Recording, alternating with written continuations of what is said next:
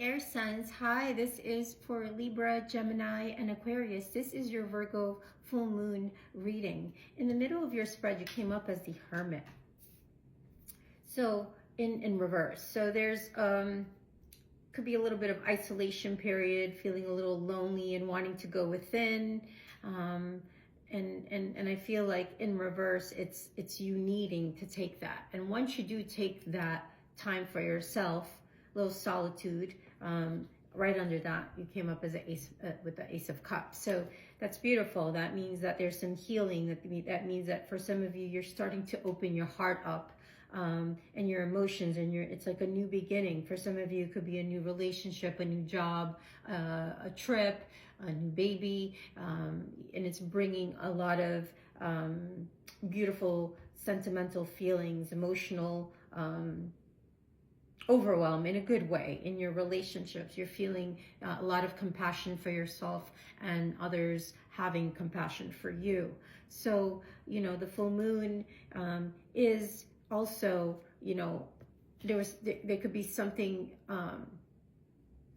unexpected, that whether it's in the physical or a belief system or an idea or an aha moment, whatever this is, there's an unexpected thing that happens, a sudden change, an upheaval that gets you to go into this hermit mode, right? Like there's that provides this sudden insight. So sometimes that's necessary. So whatever change that you're being asked to look at a part of yourself that no longer feels like the person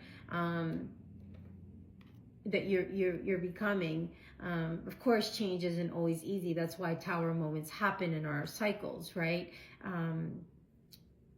But letting go, I feel this outdated part of you, which you started doing, some of you, is going to allow you to align with your true self, right? So in the future, you got the Lovers card, right? Not the cover because of YouTube. So yeah, that's a beautiful card in the future out, because it means you're going to be asked even more as you start to, work on these emotions that are coming up, and opening up more, to open your heart to another. It could be a person that's like the divine is having you to come together to break down your walls and trust that they want what's best for you, and that your life will open up in a wonderful way once you decide to open up. So this could be a person you're going to meet, a friend you already have, and you guys are getting closer and walls are coming down. It's beautiful, right?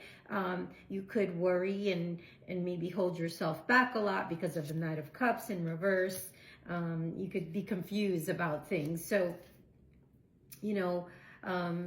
but just the fact that, like, when you give of yourself, and and open up your heart, that's one of the best feelings you could ever experience, is giving and receiving, right?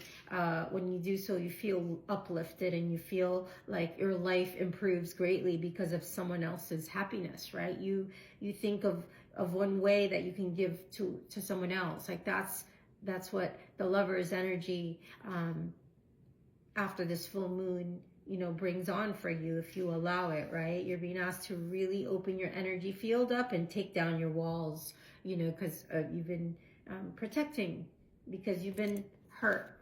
You've been through a lot, you've lost a lot. There's a lot of sorrow in the past, and that's starting to shift for you. And sometimes without even realizing it, we block ourselves from the flow of life, and it's safe, okay? It's safe to open yourself up again, is what I'm hearing. So, it may be like, how can you bring more comfort into your life is a question. Like, how do you nurture yourself? Like maybe, like nurture yourself with organic food or organic sheets. Treat yourself like intangible things, like with those are tangible things, but with intangible things like loving thoughts, and inviting more peace into your life, and opening up your heart, like to another, even if it's a girlfriend or a guy friend or a neighbor, going for coffee or a walk together. Like there's many ways to bring balance and incorporate spirituality and feel feeling able to keep your emotions open and your heart open and allowing things to flow. So I'm going to pull you an astrology advice card and maybe from 2 other decks. I'll pull them all first. I'll just pick one from there, and I'm going to get one from this deck and one from this deck.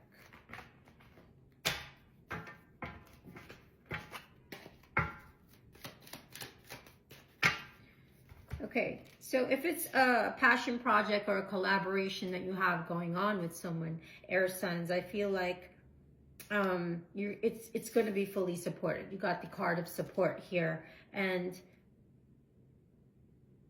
just make sure the balance, you know, keep the balance, that you're not always the one supporting, and you make sure you learn to receive as well, because this idea or project or connection or friendship or relationship forming and getting closer, especially towards June, it's fully supported by the divine.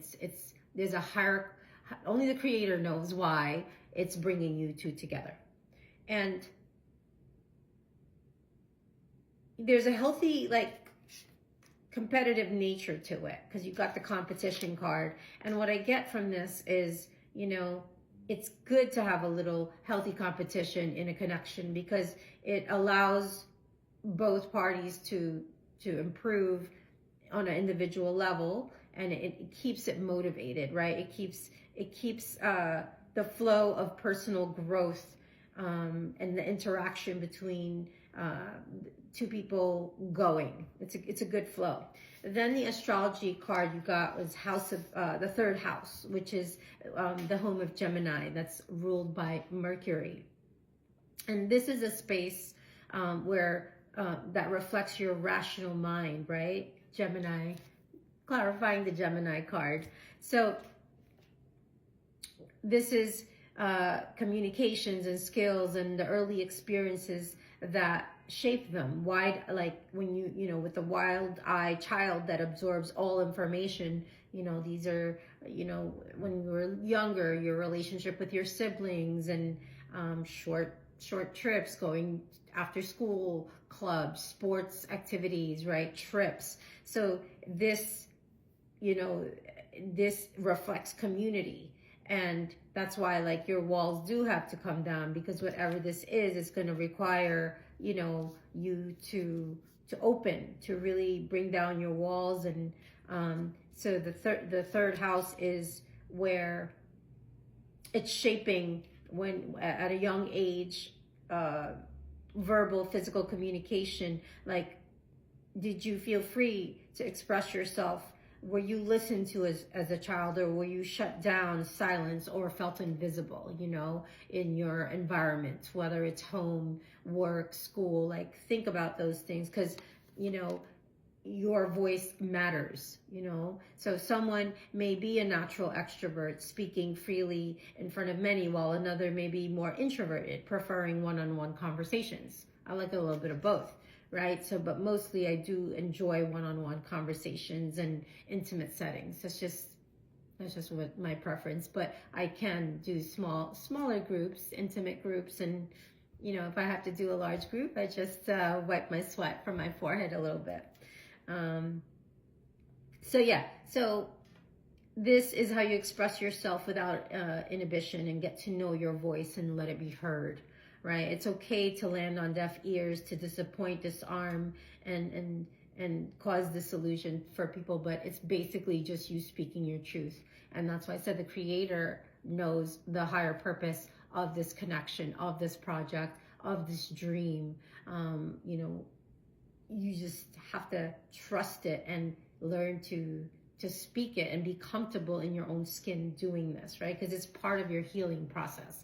Your healing, you know, when your mind, body, and soul are in a period of deep healing, you're getting through a lot of transformations all at once. You're being asked to receive this healing with open arms, which you are with the full moon in Virgo coming up with the Ace of Cups, and it's going to open your heart and call in love.